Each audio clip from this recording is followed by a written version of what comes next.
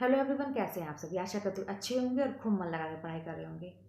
तो पढ़ाई एक ऐसी चीज़ है ना, जिसको हम नहीं जानते कि क्या है कैसे है, हम कुछ नहीं जानते। लेकिन फिर भी इसको मानना पड़ता है, मानना पड़ेगा।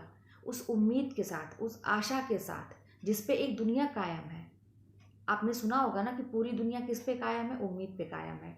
तो उसी तरह से ये पढ़ाई है जिस पे हमें उम्मीद करना ही पड़ेगा।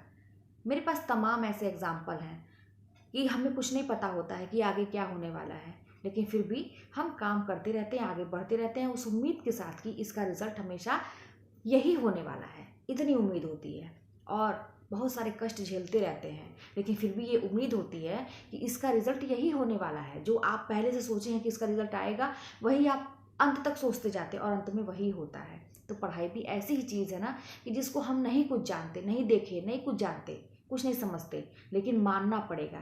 जैसे कि मैं कहूँ कि कभी अपने परदादा या उनके दादाजी को आपने नहीं देखा है, लेकिन फिर भी आपके खानदान में जब भी नाम आता है तो आप उनका नाम लेते हैं। आप मानते हैं कि हाँ वो थे। ईश्वर को नहीं देखा हमने, लेकिन फिर भी हम उसी आस्था के साथ मानते हैं। तमाम एग्जाम्पल है मेरे पास। जैसे एक माँ अपने बच्चे को 9 महीने गर्भ में पालती है, इस विश्वास के साथ कि 9 महीने के बाद उसका बच्चा उसके हाथ में होगा, और वो तमाम कष्ट झेलती है, लेकिन उसको क्या है, उम्मीद है। वो उस कष्ट में भी एक खुशी महसूस करती है। तो पढ़ाई को ऐसे इमोशन के साथ जोड़ने की ज़रूरत है। एक किसान जब बीज बोता है खेत में, तो तमाम ऐसी नहीं मुश्किलें नहीं आती हैं। पानी चलाना हुआ, खाद डालना हुआ, कब कैसे क्या करना है, किस चीज़ से बचाना है, कीट पतंगे भी लगते हैं उसमें, उनसे भी बचाना है। दिन रात एक करता है, अंत में फसल काटने की बारी होती है, लेकिन वो किसान ये सारा प्रोसेस करता है उस उम्मीद के साथ कि उसमें से उसको अनाज मिलेगा। जिस चीज़ के लिए वो फसल लगाया है वो चीज़ उसको मिलेगा। पढ़ाई भी ऐसी ही है। मेरे पास बहुत सारे एग्जाम्पल हैं, आप लोग भी जानते हैं। तो आप बिल्कुल भी ये होपलेस ना होइए कि क्या होगा आगे। मेरे पास बहुत सारे ऐसे कमेंट आते हैं कि दीदी, अगले इंसान का तो हो जा रहा है, हम लोग देख देख के होपलेस हो जा रहे हैं, हम लोग के वहाँ तो एग्जाम ही नहीं हो रहा है, वैकेंसी नहीं आ रही है, हम लोग कैसे पढ़ाई करें। जो मैंने कहा ना, इतनी सारी चीज़ें बताई ना, आप बहुत ज़्यादा सोच विचार बिना किए हुए अपने पथ पे आगे बढ़ते रहिए। ये ना सोचिए कि क्या होगा ना, बस आपके आंखों में वही एक चीज़ होनी चाहिए कि मैं तैयारी कर रहा हूँ, कर रही हूँ, और अंत में मेरे हाथ में मेरा ज्वाइनिंग लेटर होगा। मैं अपने स्कूल में या जो भी आप क्षेत्र से जुड़े हैं, मुझसे तो बहुत सारे लोग अलग अलग क्षेत्र से जुड़े हैं, जहाँ भी है आप अपनी मंजिल पे पहुँचे, आप वहाँ ज्वाइन करने जा रहे हैं। सोचिए जरा, अपने आप को कैसे संभालेंगे उस दिन जिस दिन आपका रिजल्ट आएगा कि आपका रिजल्ट आपके पक्ष में हो गया, आप पास हो गए। आप फेल नहीं हुए, आप पास हो गए, और बड़े अच्छे नंबरों से हुए, आपको तो आपका शहर मिल गया, इतने अच्छे आपके नंबर आए। क्या होगा उस दिन, कैसे संभाल पाएंगे अपनी खुशी को। ये सब फील नहीं करते हैं आप लोग, फील किया करिए। मैं भी आज तक फील करती हूँ वो इमोशन, आज भी एक एक सेकंड का वो जो एहसास है आज भी मुझे है कि रात के 12 बजे थे, कैसे रिजल्ट आया, क्या हुआ, कैसे मैंने मिलाया, उसके बाद रिएक्शन क्या था, दूसरे दिन क्या था, पूरी रात मुझे नींद नहीं आई। फिर मैं कहूँगी कि एक रात थी जो मुझे चिंता में नींद नहीं आई, कई रातें थी वैसे। एक रात थी पढ़ाई की मैं बात कर रही हूँ, चिंता में नींद नहीं आई कि मेरा तैयार नहीं है सिलेबस। मैं रातों रातों भर जागती रह जाती थी कि मेरा मेरा क्वेश्चन ही नहीं तैयार हो रहा है, रोती थी। और एक रात वो थी कि खुशी के मारे नींद नहीं आई। सोचिए, महसूस करिए। महसूस करने से बहुत सारी चीज़ें आपके फेवर होती है। ये सारा मेरा किया हुआ है। देखिए, आप प्रैक्टिकली पढ़ाई करते हैं वो अलग की बात है। जब तक इमोशन को अपनी पढ़ाई से जोड़ेंगे नहीं, आप सफल नहीं होंगे। आप यही सोचिए कि आप, जैसे मैं एक बात बताऊं आप लोगों को, आप लोग बहुत सारे लोगों को जवाब देना चाहते होंगे, बहुत सारे लोग आपको परेशान करते होंगे, आप जवाब देना चाहते हैं, नहीं कुछ कर पा रहे हैं। एक ऐसी स्थिति है आपके सामने कि जैसे लग रहा है कि आपका हाथ पैर किसी ने बांध रखा है, आप नहीं कुछ कर पा रहे, क्योंकि आप सारी स्थितियां आपके खिलाफ हो चुकी हैं अभी फिलहाल।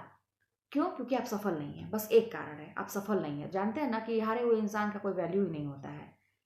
आप कितने भी टैलेंटेड है, कितने भी अच्छे दिल के हैं, कितने भी अच्छे इंसान हैं, लेकिन आप सबसे बुरे हो जाते हैं कब? जब आप असफल, आपके पास पैसे नहीं है। सबसे बड़ी बात, आजकल के ज़माने में आपके पास पैसे नहीं है ना, तो आपके अंदर सारी कमी है। कोई सीधे मुंह बात तक नहीं करता है, अच्छे कपड़े ना पहने रहिए, आपका कोई स्टेटस ना हो, सीधे मुंह कोई बात करने नहीं, कोई बुलाता नहीं है अपने घर पर, सोचता आप बड़े, मतलब कोई वैल्यू नहीं है, जाने पे भी कोई ऐसी इज्जत नहीं है, आपको पीछे पीछे लगना पड़ता है। बहुत सारी प्रैक्टिकली बातें मैं कर रही हूँ यहाँ पे, जो चीज़ें मैंने फेस की है पहले, वो चीज़ मैं आपको बता रही हूँ।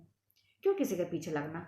क्यों आप ऐसे किसी के घर पहुंच जाना कि अगले को मेरी ज़रूरत नहीं, क्यों पहुंच जाना? अपना भी कोई मान सम्मान है, अपना भी आत्मसम्मान है।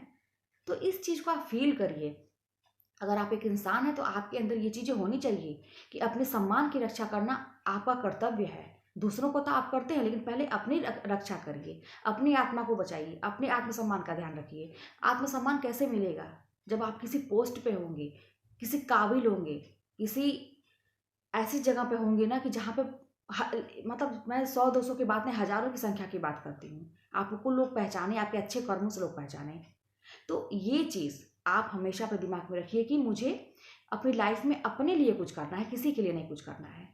मुझे पढ़ाई करनी है। और एक चीज़ मैं बताऊँ कि आप जो मैंने कहा कि बहुत सारे लोगों को आप जवाब देना चाहते हैं, नहीं दे पाते हैं, उसका सबसे बड़ा जवाब तो यही है ना कि आप अगर सफल हो गए, आप खुद सोचिए कि जो लोग आपके विरोध में हैं, क्या वो आपकी सफलता देखना चाहेंगे? नहीं चाहेंगे। तो फिर आपको तो वही काम करना है ना कि वो जो नहीं चाहते हैं। आपको लड़ाई झगड़े में तू-तू मैं-मैं नहीं पड़ना है। आपको अपने रास्ते पे आगे बढ़ते जाना है, उनका जवाब उनको मिलता जाएगा। वो कुछ नहीं, जैसे आपका हाथ अभी बँधा हुआ है, आपकी स्थिति ऐसी है कि आप कुछ नहीं कर पा रहे हैं, चाहते हुए भी किसी का जवाब नहीं दे पा रहे हैं। एक समय ऐसा आएगा कि वो बस देखते रह जाएँगे आप कहाँ से कहाँ पहुँच जाएँगे। तो इस तरह से करके आप अपने आप को मोटिवेट रखिए, अपनी सिचुएशन को सोचिए कि जिस दिन मेरा रिज़ल्ट आएगा, कभी मैं बार-बार कहती हूँ दोनों सिचुएशन सोचिएगा, लेकिन सबसे पहला काम यही सोचिएगा कि मैं इस चीज़ को करूँगा तो मेरी नौकरी लग जाएगी। दूसरा ज़रा-सा सोचिएगा कि नहीं हुआ तो क्या करेंगे सब? अरे बाप रे! मुझे तो जीने नहीं देंगे। थोड़ा-सा सोचिएगा, रूह काँप जाएगी, नहीं मुझे पढ़ना है। मोटिवेट करने का ये तरीका है। बार-बार मत सोचिए मेरा नहीं होगा तो मेरा नहीं सोचना है बार-बार। आपको मोटिवेट करने के लिए मैं कह रही हूँ। मैं भी ऐसे सोचती थी, रूह काँप जाती थी कि नहीं हुआ तो अब की बार तो सब जीने नहीं देंगे। मुझे किसी भी कीमत पे अब की बार अपनी नौकरी निकालनी है। तो मैं पहले वही सोचती थी कि अगर मैं ये टॉपिक तैयार करूँगी, अगर मैं अपना सिलेबस इतना कंप्लीट कर लूँगी, तो मेरी नौकरी पक्की है। सिलेबस ज़्यादा नहीं होता है, आप खुद देखिए ना, आपको लगता है ना कि लाइन से वो लिखा हुआ लगता है ना, तो लगता है बहुत ज़्यादा है। आप क्यों ज़्यादा समझते हैं किसी चीज़ को? अरे आप जैसे इंसान ही तो हम जैसे बहुत ऐसे-ऐसे इंसान निकालते हैं उस चीज़ को, तो कहाँ वो ज़्यादा है? और एक चीज़ मैं कहूँ कि कभी भी किसी चीज़ को लेके पकड़ के मत बैठिए कि मेरी ज़िंदगी में ऐसा हो गया तो अब क्या करेंगे? ये चीज़ें हमेशा हमको पीछे ढकलती हैं, जाने दीजिए, जाने दीजिए, जाने दीजिए। 2 चीज़ मैं आप लोगों से कहती हूँ ना कि हमेशा अपना एक मंत्र, गुरु मंत्र समझिए कि अपने आप पास रखना है। क्या? ओम इग्नोराय नमः, इग्नोर करिए फालतू लोगों को। और दूसरी चीज़ ये कि जाने दो। अगर ज़िंदगी में कुछ ऐसा हो गया कि आप बड़े हर्ट हैं किसी चीज़ से, कोई आपको जाने दो, छोड़ो जाने दो, आगे देखते हैं, छोड़ो जाने दो, आगे बढ़ते हैं, छोड़ो जाने दो, आगे बढ़ते हैं। 2 चीज़, इग्नोर करिए, जाने दो, आगे बढ़ते हैं। बस इस तरह से अपनी लाइफ में आगे बढ़िए, सफलता हासिल करिए, सब कुछ आपके हाथ में है। सरकारी नौकरी बड़ी छोटी चीज़ है आपके लिए, विश्वास मानिए जब मेरा हो सकता है तो किसी का भी हो सकता है। क्यों आप लोग इतना हौवा बना के बैठे हैं, किसी का होता ही नहीं है। किस्मत-विस्मत की बात मत करिए। हाँ, 1-2 नंबर से रह रहा है, कुछ कमी है, उसको सुधार करिए, प्रैक्टिकली बातें करिए और इमोशन को जोड़िए उससे। ठीक है? तो चलिए मिलते हैं नेक्स्ट वीडियो में, कोई बात होगी तो कमेंट के माध्यम से बताइएगा।